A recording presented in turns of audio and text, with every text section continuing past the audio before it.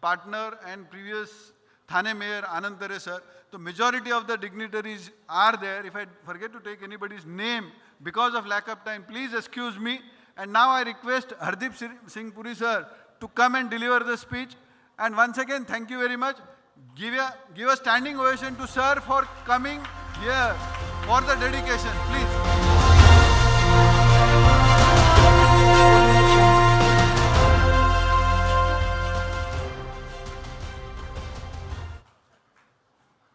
Madam Amruta ji, the gentleman who was described as the Amitabh Bachchan of the real estate industry, Shri Hirnandani, other distinguished dignitaries on the dais, Shri Neel Raheja, Shri Rishesh Shah, the President of FICCI, Rajan Bandelkar ji, thank you for ceding a place and allowing me to speak before you. But the choice was that I would not be able to say the nice things I wanted because I have a flight to catch. So thank you very much. Ladies and gentlemen, very good evening to all of you. I like to come to Mumbai. There must be many reasons. One is that it is a city which has electricity. It is a city which has dynamism. It is a city where the Honorable Chief Minister has decided to raise the FAR from 1.3 to 3 in residential areas and 5 in commercial areas. So it's a city which will start looking like Shanghai before too long. I hope other cities follow suit. But I tell you, there is also an additional reason which I have shared with you here. I've also been happily married to a Maharashtrian lady for something like now, it's not 50 years yet, but it's going to be close to that. So I always feel at home in Mumbai. I just wanted to share with you something that the Amitabh Bachchan of the industry said a few minutes ago. He said that when I came to Mumbai a few days after I was inducted into the Council of Ministers, I announced some permutations and combinations for the affordable housing or for what is called the Pradhan Mantri Awas Yojana. I was speaking to some of your eminent people in the industry when we were waiting downstairs before all of you gathered here. And I said that even when I was only a few days old in my job, I was reasonably confident when I looked at the Pradhan Mantri Awas Yojana as a project, that from the design it was very clear that this was a scheme which could not fail. And I'll give you the reasons. Most difficult in any such project, and I'm very new to this sector, so forgive me if I exaggerate or get the nuance wrong. I spent more than 4 decades in another profession where I feel a little more secure and confident about what I say. But the most important thing in any scheme where you are dealing with affordable housing is the issue of land availability. Because land will account for more than 40% of the value sometimes, and sometimes even higher. So if you have land being made available for the affordable housing project, plus you have the demand which is clearly defined, and that demand has been assessed in a scientific and empirically verifiable way over the years, and if you have the government ready to step in and provide subsidies in different form, how can the project fail? So even when I came here in September of 2017, I tried to exude confidence. And I tried to exude confidence amidst a general sense of cynicism. I think we are getting rid of that cynicism a little, but we are not over it yet. And I think all of you in your conversations with us, when you come to see me in Delhi or you meet the secretary in my ministry, you come with proposals on what can be done by the government. And I think I don't have to be coy about this. We take most of your proposals on board. And what do I say after we take the proposals on board? I say only one thing: please you need to do some self-regulation on your side amongst the builders so that the confidence which somehow the trust which is missing, that trust deficit can be bridged. Now, since I'm a minister in the central government and I have to give a speech which was being recorded, I also have to tom-tom what we have done. So if you forgive me, in 2 minutes, I will quickly go through some of the things we've done to revive this sector. The enactment of the Real Estate Regulation and Development Act 2016, I think this is a major initiative. And I have always maintained that when the history of this period is written, it will be written as pre-RERA and post-RERA. And I'm delighted to be able to say this in public on a platform that the way all of you in Maharashtra have gone about implementing MahaRERA is a template, provides a model for the rest of the country. So congratulations, Gautam, and keep up the good work. To stimulate demand and unlock supply for affordable housing, we've taken a number of measures. We have increased the area coverage under PMAY, resulting not only in increasing the coverage of the mission in terms of people benefiting, but we have also opened up access to land for affordable housing. We have given benefits under the CLSS vertical. For those of you who are not familiar, CLSS is the Credit-Linked Subsidy Scheme, and this has been extended now initially till March 2019.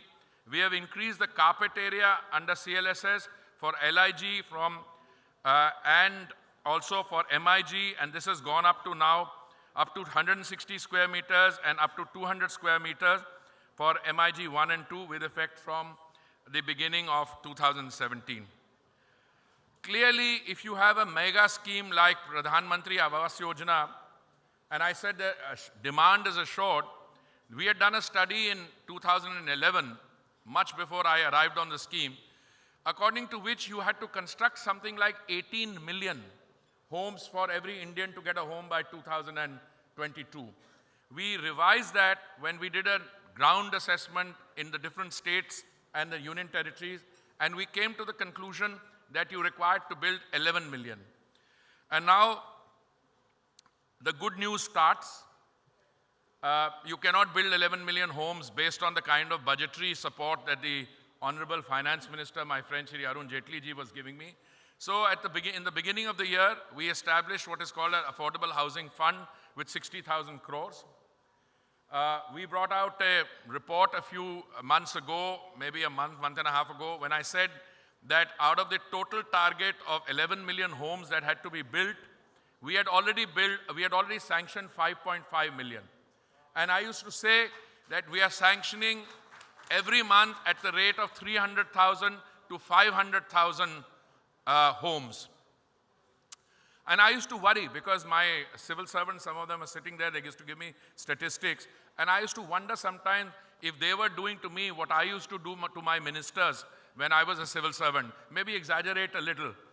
But I found that yesterday, when we had a meeting of the sanctioning committee, the number sanctioned was not between 300,000 and 500,000. The number Gautam sanctioned was 628,000. Can you imagine in one meeting you're sanctioning 628,000 homes? So our sanctioned number of dwellings under the Pradhan Mantri Awas Yojana urban has already crossed 6 million or 60 lakhs. Now, if you are sanctioning at this rate, with land being provided by the government, with subsidies being given by the government under the different verticals, with assured demand, I don't think, even if you go by the lower figure of 300,000 a month, 300,000 into 12 is 3.6 million, and we've already done 6 million, we would have done 9.6 or 10 million in 1 year's time. And this is a scheme to be completed by 2022. And this figure does not take into account, for instance, some of the affordable housing that you do. Of course, if in your private sector affordable housing, you are allowing your beneficiaries to take advantage of the credit-linked subsidy scheme, yes, that will figure in our thing. But a lot of you are doing affordable housing without resort to these schemes. So the figure is even higher. We have taken a number of steps. Gautamji mentioned the 8 PPP models which I announced last year. Under ease of doing business, we have single window clearances. We have various other decisions taken. For instance, the rate of GST has been lowered from the effective 12% to 8%. The Affordable Housing Fund has been established.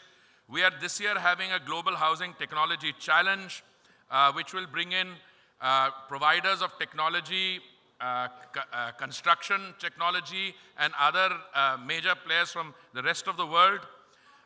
We have also established a Real Estate Investment Trust and Infrastructure Investment Trust, which can help cash-strapped developers. And we are looking at the problems in the sector in a holistic way. I draw a lot of strength from organizations like Naredco, and I want to place a compliment all of you, because I'm clear, whatever be the problems in the sector today, and it's a vital sector for the country's growth, there is no option but to resolve those problems and take it forward. We are today, in 2018, a $2.68, $2.7 trillion economy. Construction is the second largest employer in terms of jobs provided. Many of the jobs are in the informal sector. There are issues relating to skill development, and I'm delighted that we are signing an MOU today, which has already been signed, I believe, so that we can do skill development for the workers in this section. And I know I'm told that the figures are modest, but I have a secret deal with Mr. Gautam Hindandani, and he says, I think you can scale this up, not from 4,000, 5,000, so and so. You can take it to 100 and 200,000. And we've introduced some very innovative mechanisms in that. For instance, if you're getting construction workers in or people employed from other states, the money that will go for that skill development will come not from your quota, so that there are no local pressures, but it will come from the state from which those workers have come. So some innovation, and I'm very confident that this will pick up steam. I now want to conclude, not because I don't like to speak longer, but the choices of having to spend the night here and missing out on my early morning engagement. One of the problems that we are all having to confront is the fact that this sector, and I don't want to paint everybody with the same brush, but the sector has been affected by malpractices of the past. The fact of the matter is, much of the construction industry was in the ecosystem which was defined by 60, 40, 80, 20, and so on. Now, the government has been able to, through a number of steps, get a rectification. The pain that has come as a result of the hard decisions we've had to take is still visible, but we have no option but now to go to a new ecosystem. And that new ecosystem will require the existing problems of those who are affected home buyers to be resolved. So, since land is a state subject, we cannot, sitting in the central government, tell what the state governments should or should not do. But since the central government, and mercifully most of the state governments are now BJP governments, and I'm confident that the ones which are not will also become BJP governments very soon. So that is a helpful factor. So for the affected home buyers in the National Capital Region, we started with the issue of affected home buyers in the Noida, Greater Noida, and Yamuna Expressway region. And in collaboration with the UP government, at their request, we set up a high-powered committee or an empowered committee. That committee has given a report, including specific recommendations on what needs to be done by different actors in order to resolve this problem. And I'm very happy to report to you that that report is gaining traction. I mean, the first default response of anybody in our country, which is very dynamic and robust on social media, is to say that we are affected home buyers, we reject the report in its entirety. But when they started reading it and said that the report is only for the home buyers, And luckily the builders didn't come in and say, hey, you haven't said anything about the builders. But I think the builders and the home buyers have to sit down in the manner that Gautam does and provides a framework for dispute resolution. But meanwhile, we have to take policy actions to clear the sector. And with the help of the Supreme Court, which is now directing the operations, and we don't want to do anything which will lay us vulnerable to the charge of interfering with the apex court's work, I think the problem of the affected home buyers today is well on its way to resolution. Now, I'm making a very strong statement. I will be tomorrow morning trolled. I will be asked, what have you done? How did you make the statement? But you know, I have learned to, through a long career of 40 years or more in another profession in the world of diplomacy, you don't have to negotiate through the public space. You can negotiate individually with people, much of the negotiation, but I'm very confident that in the coming months, thanks to the initiative taken by the Apex Court, thanks to other initiatives which all of you are taking and would be done, we will hopefully be able to find not only the 1,000 crore bridge financing which is required by NBCC, which has been designated to complete the projects in Amrapali, but we will be able to do other things. I want to thank you very much. I have only one complaint. I find many of you dressed in the same jacket. Then I was told that that is a Naretco uniform. But I think Naretco uniform, you should also have Gautam wearing it, because he is doing a lot of other work. So all, thank you very much, and thank you for giving me a patient hearing. Wow, inspiring indeed. Once again, zordar taaliyan ho jaye, ladies and gentlemen.